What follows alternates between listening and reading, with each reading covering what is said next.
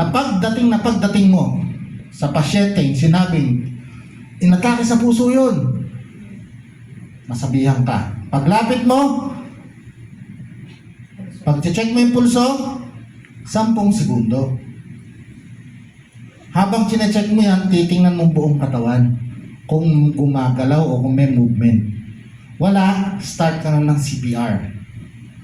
Gaano karami ang CPR? May idea po ba kayo?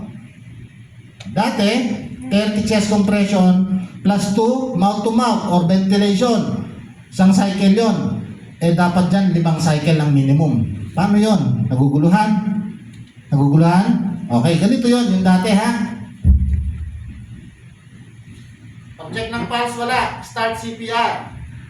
1, 2, 3, 4. 29, 30, tigil. 2 mouth-to-mouth. 1, 2. CPR ulit. 1, 2, 3, 29, 30. 1, 2. 5 beses yun. So, 10 kiss. Tama ba? 10. Tapos 30 times 5.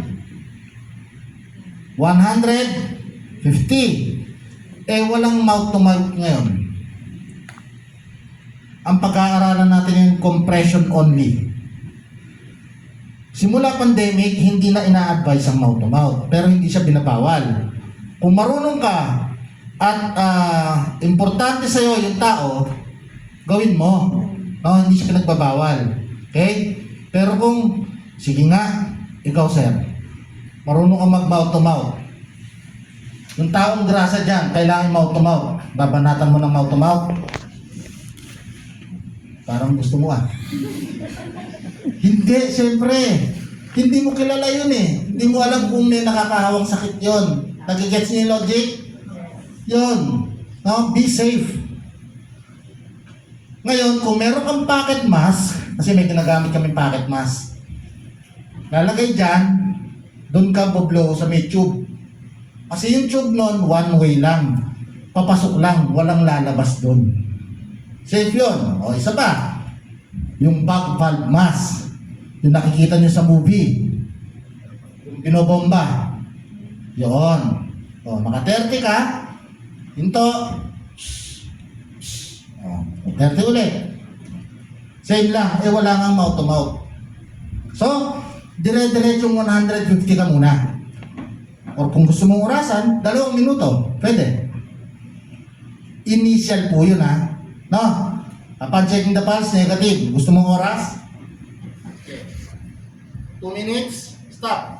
Check mo uli yung pulso. Wala pa rin. Another 2 minutes. After 2 minutes ulit, check mo yung pulso. Wala pa rin. And so on.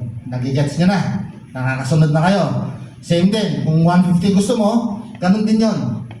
Pero, huwag kayo magbilang sa bibig. Hindi kayo tatagal. Baka nasa 30 pa lang. Ganun ka na.